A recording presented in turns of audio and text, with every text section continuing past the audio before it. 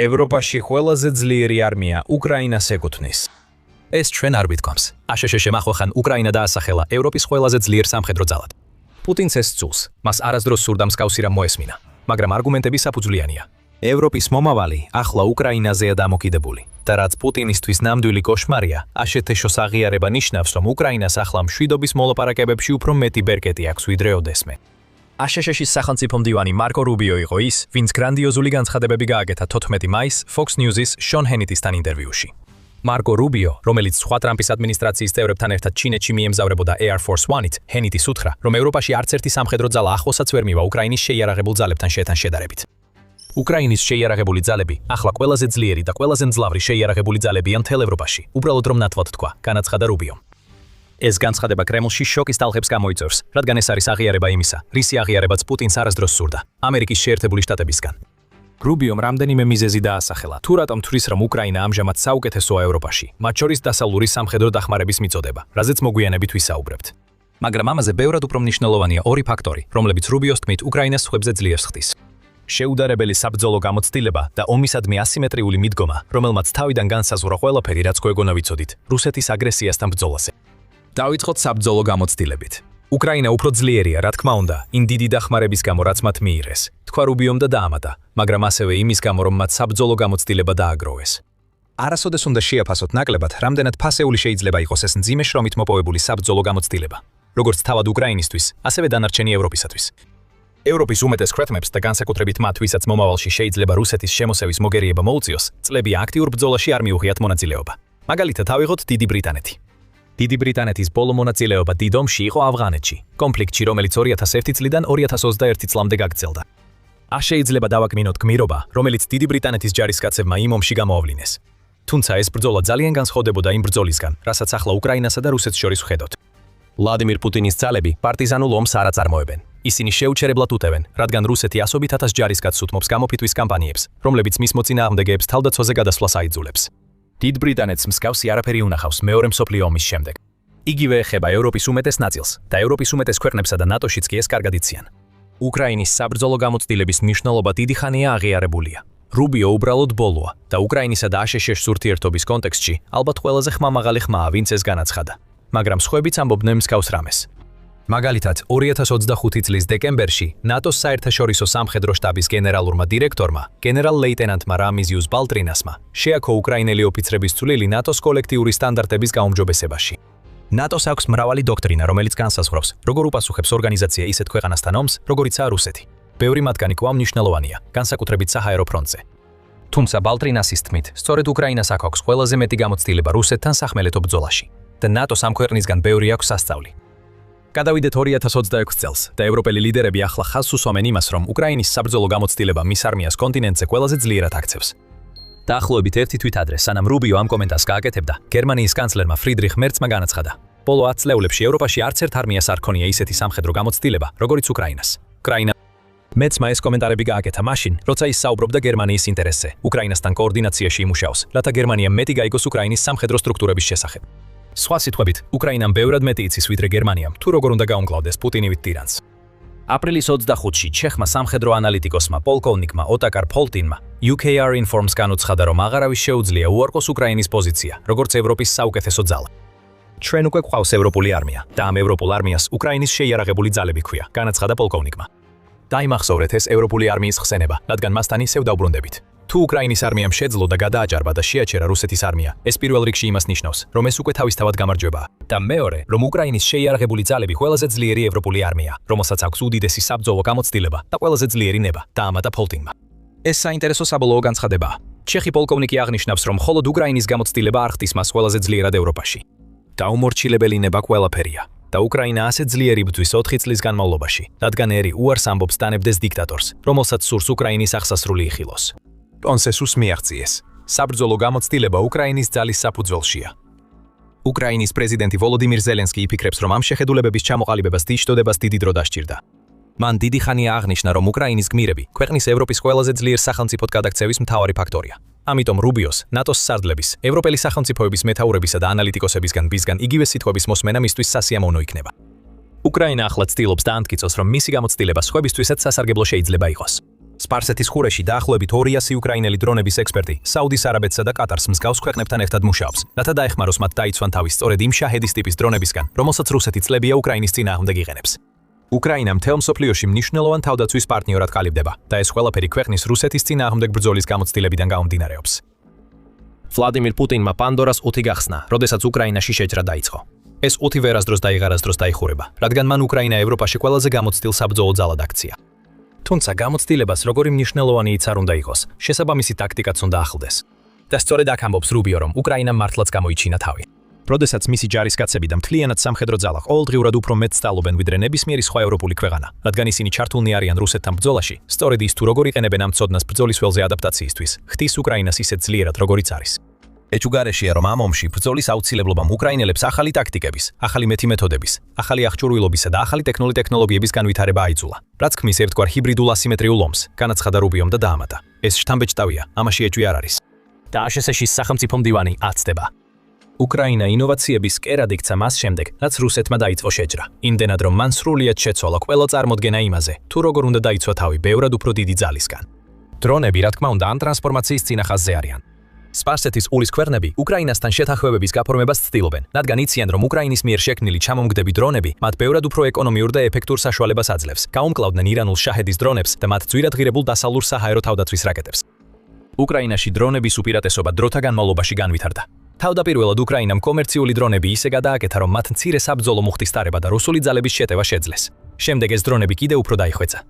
საზღვაო დრონებმა უკრაინას მისცა შესაძლებლობა დაესხას გემებს, მიუხედავად იმისა, რომ მას თითქმის არ აქვს საკუთარი საზღვაო ფლოტი. მხოლოდ 16-დან 17 მაისის პერიოდში უკრაინამ თავისი დრონებით გაანადგურა რუსეთის სანაპირო დაცვის ხომალდი და კიდევ 46 სხვა ობიექტი ითხოვინება TVP World. რუსეთის შავი ზღვის ფლოტმა გაიგო და კვლავ ხედავს, რამდენად ეფექტურია ეს დრონები. ფლოტის საბრძოლო ხომალდების მესამედი ახლა უკვე ტალღების ქვეშაა. უკრაინაში და თვით რუსეთშიც კი დრონები ასიმეტრიული სტრატეგიის ბირთვს წარმოადგენენ, რომელსაც რუბიო უსვამს ხაზს. უკრაინამ შექმნა განადგურების ზონები, რომლებიც ათეულობით კილომეტრზეა გადაჭიმული, რუს ჯარიკაცებს ფრონტთან მიახლოებამდე ანადგურებს. შორმანძილზე გახოცილებული დარტყმები რუსეთის სამხედრო რესურსებსა და ნავთობზე, როგორც ოკუპირებულ ტერიტორიებზე, ისე თვით რუსეთში, პუტინის საომარ მანქანას ათასობით ჭრილობით ნელ-ნელა ანადგურებს.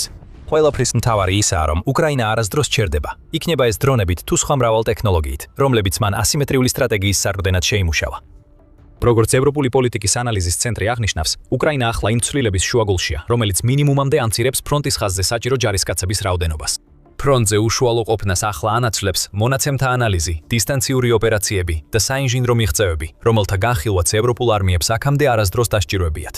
ევროპული პოლიტიკის ანალიზის ცენტრი აღნიშნავს, რომ უკრაინა ახლა ფრონტის ხაზზე არსებული სამიზნეების 80-დან 85% დრონებით უტევს. CEPA ამატებს, რომ უკრაინა მხოლოდ 2026 წელს 8 მილიონ დრონს აწარმოებს და მუდმივად აუმჯობესებს ყველაფერს, რასაც ქმნის. მაგრამ უკრაინის ასიმეტრიულ სტრატეგიაში ბევრად მეტი რამ არის, ვიდრე მხოლოდ დრონები. სწორედ ამ დრონების უკამდგომი ტექნოლოგია და სხვა უპილოტო სისტემები არის ის შთამბეჭდავი ნაწილი, რომელმაც უკრაინა ევროპული სამხედრო ძალის ახალ დონეზე აიყვანა. ეს ტექნოლოგია ყველაფერს ცვლის. სხვათა შორის თქვენ უყურებთ სამხედრო შოუს. თუ ჯერ არ გაქვთ გამოწერილი, ახლა იდეალური დროა დააჯიროთ ღილაკს, რომ ყოველთვის ნახოთ ჩვენი ახის შემდეგი ვიდეოები. ტექნოლოგიების მხრივ უკრაინა ხელოვნური ინტელექტის, ანუ AI-ის გამოყენებას ომში ლიდერობს. აპრილის მდგომარეობით უკრაინაში 200-ზე მეტი კომპანია მუშაობს AI-თან დაკავშირებულ სამხედრო ტექნოლოგიებზე, როგორც ქვეყნის თავდაცვის სამინისტრო აღნიშნავს. ეს კომპანიები ერთობლივად პასუხისმგებელნი არიან 300-ზე მეტ AI-თან დაკავშირებულ განვითარებაზე, რომელთა უმეტესობა მოიცავს ხელოვნური ინტელექტის დრონებთან ინტეგრაციას და რომლებიც Brave One პლატფორმაზეა რეგისტრირებული. ეს პლატფორმა უკრაინამ შექმნა თავისი მრავალი ინოვატორის მხარდასაჭერად. სინამდვილეში მხოლოდ ეს პლატფორმაც კი იმსახურებს აღნიშვნას, როცა საუბარია უკრაინის ასიმეტრიულ სტრატეგიაზე. Brave One-ის მეშვეობით უკრაინა უზრუნველყოფს მხარდაჭერასა და დაფინანსებას თავის დეცენტრალიზებულ თავდაცვის სექტორს, რაც თავის მხრივ უზრუნველყოფს იმას, რომ უკრაინა არ გახდეს მოწყვლადი რუსეთის თავდასხმების მიმართ, რომლებიც შეიძლება მთლიანად გაანადგურონ მისი თავდაცვის ინდუსტრიის დიდი ნაწილი. ყველა ვისაც კარგი იდეა აქვს, Brave One-ის გამოყენებით შეუძლია მიიღოს საჭირო მხარდაჭერა. ქვეყნისთვის, რომელიც ინოვაციებზეა დაფუძნებული, ცენტრალიზებული პლატფორმის გონივრული გამოყენება, დეცენტრალიზებული მეწარმეების მხარდასაჭერად ნამდვილი გენიოსობა. და აქ კიდევ ბევრ რამეზე შეგვიძლია ვისაუბროთ. უკრაინის მიერ სახმელეთო რობოტიკის განვითარება ნიშნავს, რომ მანქანები ცვლიან ჯარისკაცებს წინა ხაზზე ლოგისტიკის მართვაში და როგორც აპრილში ვიხილეთ, რუსული პოზიციების დაკავებაშიც კი.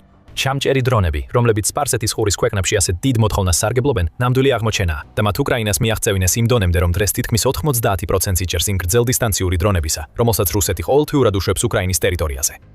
უკრაინა კлав და კлав ამტკიცებს, რომ ყველაზე ძლიერი ევროპული სამხედრო ძალაა, არა ძვირადღირებული ტექნოლოგიების განვითარებით, არამედ ეფექტური და ხელმისაწვდომი იარაღის შექმნით, რომელიც რეალურად უპირისპირდება იმ საფრთხეს, რასაც რუსეთი წარმოადგენს. და კлав, დანარჩენი ევროპაც ხედავს ამ ღირებულებას. წარმოებლები როგორც დიდი ისე პატარა, მთელ ევროპაში ახლა ცდილობენ უკრაინის დრონების განვითარების მიბაძვას, როგორც Guardian-ის Jasper Jolly იუწყებოდა 10 მაისს. ის მიუთითებს დიდ ბრიტანეთში დაფუძნებულ სტარტაპზე სახელად Skycutter, რომელიც ინტერსეპტორ დრონებისთვის ფიუზელაჟებს ამზადებს 3D პრინტერების რიგის გამოყენებით. ასეთი ტიპის ბიზნესი საერთოდაც არ იქნებოდა კონცეფციად ქცეული, რომ არაონთან ასიმეტრიული მიდგომა, რომელსაც რუბიო აღნიშნავს. და ეს მხოლოდ ერთ-ერთი მაგალითია იმ კომპანიებიდან, რომლებიც მთელ ევროპაში ან უკრაინით შთაგონებულნი არიან, ან პირდაპირ მასთან ერთად მუშაობენ, რათა თავიანთი ქვეყნები პუტინის ტიპის ომისთვის მოამზადონ. ეს ფაქტი თავისთავად ამტკიცებს, რომ უკრაინის ასიმეტრიული მიდგომა ევროპისთვის შეუდარებელი ღირებულებისაა, ზუსტად ისე როგორც რუბიო ამბობს. მაგრამ გადავიდეთ კიდევ ერთ საკითხზე, რომელიც აშშ-ის სახელმწიფო მდივანმა აღნიშნა. ის აღნიშნავს, რომ ერთ-ერთი მიზეზი, რის გამოც უკრაინა ევროპის ძლიერ ძალად იქცა, არის ის სამხედრო დახმარება, რომელიც მან მიიღო თავისი პარტნიორებისგან აშშ-ში და ევროპულ კონტინენტზე. რუბიო არ ცდება, როცა ამას აღნიშნავს. კილის ინსტიტუტისა და მისი უკრაინის მხარდაჭერის ტრეკერის მიხედვით, უკრაინამ აშშ-ისგან თითქმის 134 მილიარდი დოლარის დახმარება მიიღო, ხოლო ევროპიდან დამატებით 251 მილიარდი დოლარი, რომელსაც კიდევ 208 მილიარდი დოლარის დახმარება ემატება, რომელიც ჯერ კიდევ არ არის განაწილებული. ასეთი პროგრამები, როგორიცაა პერლი, არსებობს იმისთვის, რომ უკრაინამ, ევროპამ და აშშ-ში მერტად იმუშაონ და მოიპოვონ ისეთი დასავლური იარაღი, რომლის წარმოებაც უკრაინას თავად არ შეუძლია. საჰაერო თავდაცვის სისტემები, როგორიცაა პატრიოტი და თვითმფრინავები, როგორიცაა F-16, დასავლური იარაღის გამორჩეული ნიმუშებია, რომლებიც უკრაინამ აქამდე მიიღო. პირველი იმიტომ, რომ ეს არის საუკეთესო სისტემა, რაც უკრაინას აქვს რუსეთის რაკეტური საფრთხის წინააღმდეგ, ხოლო მეორე იმიტომ, რომ ის უკრაინას ჰაერში უფრო მეტ შესაძლებლობას აძლევს, ვიდრე მის არსენალში არსებული სხვა. მაგრამ ამ დახმარების მიუხედავადაც კი, უკრაინა მაინც პოულობს გზებს თავისი ძალის საჩვენებლად. მოდით მაგალითად ავიღოთ F-16-ები. ესენი არ არის ახალი დასავლური თვითმფრინავები. უკრაინა ფაქტობრივად იღებს იმ ქვეყნების ჩამოწერილ თვითმფრინავებს, რომლებმაც უკვე სხვა გამანადგურებლებზე გადაინაცვლეს. ეს არ არის კრიტიკა, უკრაინა აფასებს თავის F-16-ებს. მაგრამ აქ წამოიწევს ის საბრძოლო გამოცდილება, რაზეც ადრე ვსაუბრობდით, რადგან უკრაინა დასავლეთს აჩვენებს, რომ მის მოძველებებულ პლატფორმებსაც კი ჯერ კიდევ აქვთ ღირებულება. უკვე 2024 წლის დეკემბერში, სულ რამდენიმე თვის შემდეგ, რაც უკრაინამ მიიღო თავისი F-16-ები, ქვეყნის ერთ-ერთმა პილოტმა მსოფლიოში პირველად შეძლო ერთ საბრძოლო გაფრენაში 6 საკრუიზო რაკეტა ჩამოაგდო. ეს ისეთი მიღწევაა, რომლის მიღწევაც მხოლოდ იმ ქვეყანას შეუძლია, რომელიც თავისი არმიის ევროპაში საუკეთესოდ ქცევაზეა ორიენტირებული. უკრაინამ ასევე მოახერხა დაბალ სიმაღლეზე ფრენის ინტეგრირება თავის F-16-ის საბრძოლო გაფრენებში, რაც ეწინააღმდეგება ნატოს ყველა არსებულ სტანდარტულ დოქტრინას. რატომ? ისევ და ისევ, ყველაფერი ადაპტაციაზეა. მაღლა ფრენა უკრაინის დასავლურ თვითმფრინავებს რუსული საჰაერო თავდაცვის სისტემების მიმართ მოწყვლად ხდის, მაგრამ დაბლა ფრენა უკრაინას საშუალებას აძლევს გამოიყენოს თავისი F-16-ები დარტყმებისთვის და ამავე დროს მინიმუმამდე დაიყვანოს საფრთხეები, რომლებიც მის თვითმფრინავებს ემუქრება. ეს კიდევ ერთი ტრადიციული წესების გადახედვაა, რომელიც უკრაინიდან მოდის. ინოვაცია გამოცდილებასთან ერთად იქნება ეს სრულიად ახალი იარაღი, თუ დასავლეთის მიერ მიწოდებული აღჭურვილობა. ეს არის ის, რაც უკრაინას ევროპაში ყველაზე ძლიერ სამხედრო ძალად აქცევს. და სანამ გავაგრძელებთ, კიდევ ერთ გზას აღნიშნავთ, თუ როგორ არის უკრაინა უფრო ძლიერი ვიდრე ნებისმიერი სხვა ევროპული ქვეყანა. რუბიომ ეს არ ახსენა, მაგრამ ეს მნიშვნელოვანია. უკრაინას ევროპაში ყველაზე დიდი მოქმედი სამხედრო ძალა ჰყავს, რუსეთის შემდეგ.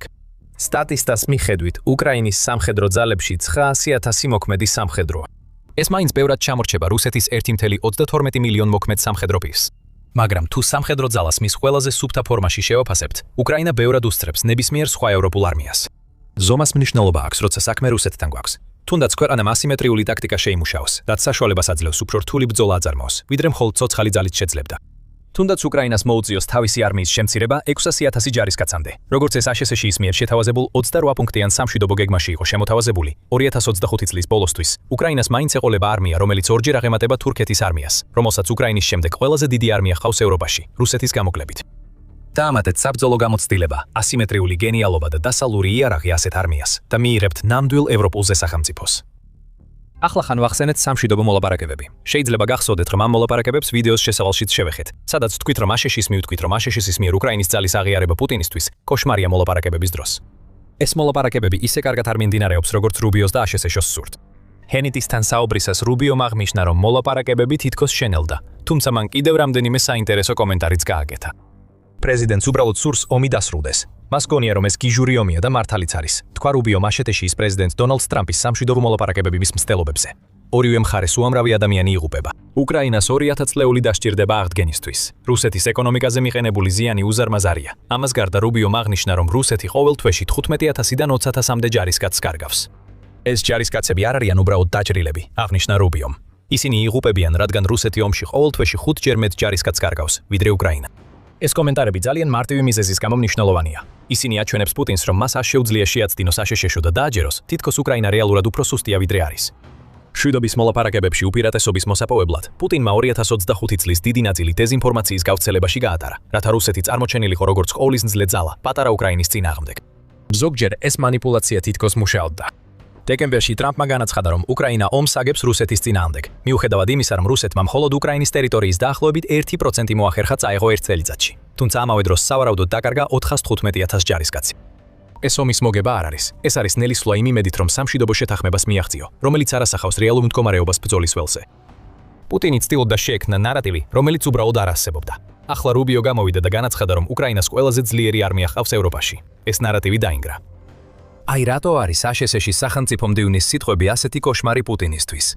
მაშინაც კი როცა ახლა საუბრობს მის მიერ დაწყებული შეჭრის დასრულების წინასწარმეტყველებაზე, პუტინს უწევს შეეგუოს ფაქტს, რომ ამერიკელებს ვეღარ მოტყუებს. ქვეყანა, რომელმაც თავი მთავარი შუამავლის როლში წარმოაჩინა სამშვიდობო მოლაპარაკებებში, ახლა უკვე უდავოდ იცის, რომ უკრაინა არ არის სუსტი ქვეყანა, როგორც პუტინი ცდილობს წარმოაჩინოს. უკრაინა ძლიერია, უფრო ძლიერი ვიდრე ნებისმიერი სხვა ქვეყანა ევროპაში და ამას შეერთებული შტატებიც აღიარებს. შემდეგ ჯერზე, როცა მისი დელეგატები მოლაპარაკების მაგიდასთან დასხვდებიან, ვეღარ შეძლებენ უკრაინის დამარცხების გარდაუვალობაზე საუბარს. რუბიო და მისი თანამემამულეები ამას კარგად ხედავენ. ისინი ხედავენ ზიანს, რომელიც რუსეთის ეკონომიკას ადგება. ისინი ხედავენ სიკვდილის მასშტაბებს და იმას, თუ როგორ აჯობა უკრაინამ რუსეთს დანაკარგებში. და ისინი ხედავენ უკრაინის სამხედრო ძალას, ასიმეტრიულ ძალას, რომელიც გადაიქცა არმიად, რომელიც მთელი ევროპის უსაფრთხოების ცენტრალურ ნაწილად იქცა. კოზირები აღარ არის პუტინის ხელში და რაც შეეხება უკრაინის ძალას, ის უკვე იწვევს შედეგის მოტანას. ჩვენ ამას ხედავთ აშშ-ის შეფასებაში და ყველაფერში, რასაც უკრაინა აკეთებს, რათა გახდეს ევროპის და სპარსეთის ყურის ქვეყნების მთავარი თავდაცვითი პარტნიორი. მაგრამ თვითონ უკრაინაშიც კი ეს ძალა თავს იჩენს. ყირიმში პუტინი უყურებს, როგორ უარესდება და უარესდება ცუდი მდგომარეობა. ის, რაც პუტინის სიმაგრე უნდა ყოფილიყო, მის საბოლოო სისუსტედ იქცა, რადგან ძლიერი უკრაინული არმია ახორციელებს თავის გეგმას მოპარული ნახევარკუნძულის გასათავისუნძულის. ბლად. გაიგეთ მეტი ჩვენი ვიდეოს ყურებით. თუ მოგეწონათ ეს ვიდეო, არ დაგავიწყდეთ გამოიწეროთ The Military Show, რომ არ გამოგჩეთ ჩვენი მომავალი კონტენტი. მადლობა ყურებისთვის.